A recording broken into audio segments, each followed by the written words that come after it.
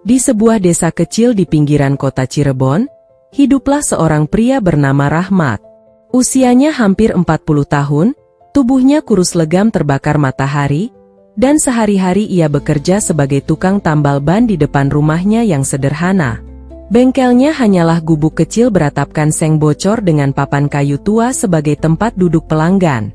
Rahmat tinggal bersama istrinya, Siti, dan seorang anak laki-laki bernama Fikri yang masih duduk di bangku SMP. Kehidupan mereka serba pas-pasan. Kadang Rahmat hanya membawa pulang uang Rp30.000 sehari. Jika hujan turun seharian, tak ada pelanggan datang dan mereka terpaksa makan seadanya. Meski miskin, Siti selalu bersyukur. Yang penting kita sehat, Mat, katanya suatu malam sambil menyajikan tempe goreng dan sambal terasi. Rahmat hanya tersenyum kecil. Dalam hatinya, ia lelah hidup miskin. Ia iri melihat tetangganya yang punya mobil baru dan rumah bertingkat. Suatu sore, hujan deras mengguyur desa mereka. Air merembes masuk ke dapur hingga membuat sebagian lantai tanah di dekat tungku amblas. Rahmat menggerutu sambil mengambil cangkul. Besok makin rusak kalau nggak dibenerin, katanya. Ia mulai menggali bagian lantai yang lembek itu. Awalnya hanya tanah biasa. Namun cangkulnya tiba-tiba membentur benda keras. Tang! Rahmat berhenti. Apa ini? Ia membersihkan tanah perlahan. Ternyata sebuah peti kayu tua terkubur di bawah lantai dapurnya. Jantungnya berdegup keras. Dengan tangan gemetar, ia membuka peti itu. Matanya langsung membelalak. Di dalamnya ada puluhan keping emas kuno, perhiasan, dan beberapa batangan logam berwarna kuning mengkilap. Siti yang melihat itu sampai terduduk lemas. Ya Allah, ini emas. Malam itu mereka tak bisa tidur. Rahmat terus memandangi isi peti sambil membayangkan hidup mewah yang selama ini hanya ada dalam angannya. Beberapa minggu kemudian, hidup Rahmat berubah drastis. Ia menjual sebagian emas secara diam-diam melalui seorang kolektor di kota. Uang yang didapat sangat besar, jauh melebihi penghasilannya selama puluhan tahun bekerja. Rahmat segera membangun rumah besar 2 lantai menggantikan rumah kayunya. Bengkel tambal ban ditutup. Ia membeli mobil hitam mengkilap dan beberapa motor baru. Warga desa mulai membicarakannya. Katanya dapat warisan. Bukan? Katanya menang judi online. Ada juga yang bilang nemu harta karun. Rahmat tidak peduli. Ia justru menikmati perhatian orang-orang. Kini ia selalu memakai pakaian mahal, jam tangan emas, dan sering nongkrong di kafe kota bersama teman-teman barunya. Orang-orang yang dulu tak pernah menyapanya kini datang mendekat. Namun perlahan, kekayaan itu mengubah dirinya. Rahmat mulai malu dengan masa lalunya sebagai tukang tambal ban. Ketika ada pelanggan lama menyapanya di jalan, ia pura-pura tidak melihat. Suatu hari, Pak Darto, tetangganya yang dulu sering membantu keluarganya, datang meminjam uang untuk biaya berobat istrinya. Mat, saya cuma pinjam 2 juta. Nanti saya cicil. Rahmat tertawa kecil. Pak Darto, sekarang semua orang kira saya bang apa?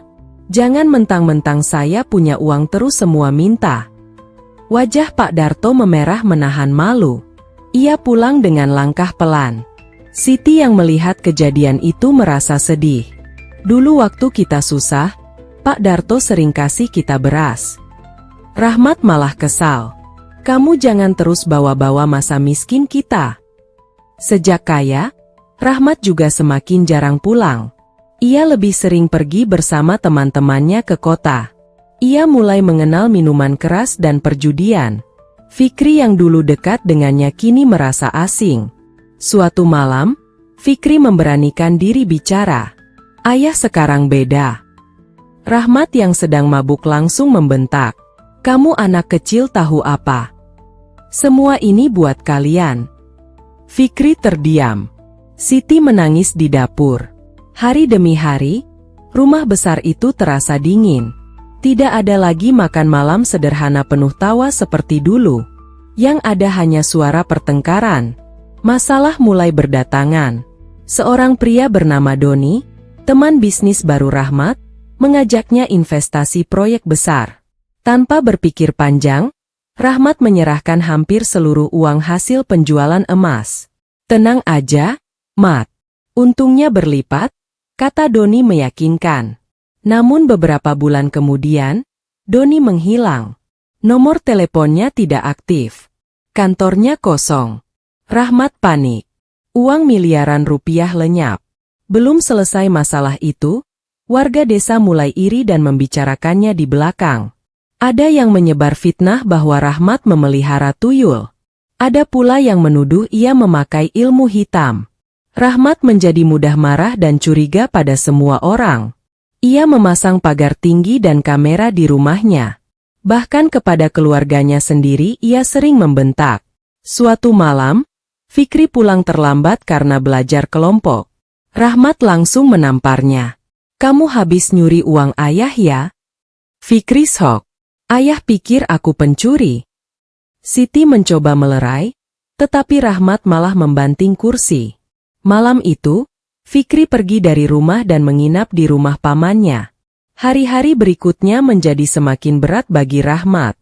Mobil mewahnya ditarik leasing karena cicilan macet. Bisnis yang ia bangun satu persatu bangkrut karena salah kelola. Teman-teman yang dulu selalu mengelilinginya perlahan menghilang. Rumah besar yang dulu ramai kini terasa sunyi.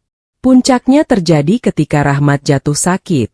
Tekanan darahnya tinggi akibat stres berat. Selama beberapa hari ia hanya terbaring di kamar. Tak ada teman yang datang menjenguk. Hanya Siti yang setia merawatnya. Suatu malam, Rahmat mendengar suara azan dari masjid kecil dekat rumahnya. Sudah lama ia tidak salat berjamaah. Ia memandang langit-langit kamar dengan mata berkaca-kaca. Untuk pertama kalinya setelah sekian lama, ia merasa kosong. Ia teringat masa-masa saat masih miskin. Rumah mereka memang sempit, tetapi penuh kehangatan. Ia bisa tertawa bersama istri dan anaknya tanpa rasa curiga. Kini ia punya segalanya, tetapi kehilangan ketenangan. Air matanya jatuh perlahan. "Aku salah, Ti," katanya lirih. Siti menggenggam tangannya. Kalau memang sadar, belum terlambat buat berubah. Keesokan harinya, Rahmat pergi ke rumah Pak Darto.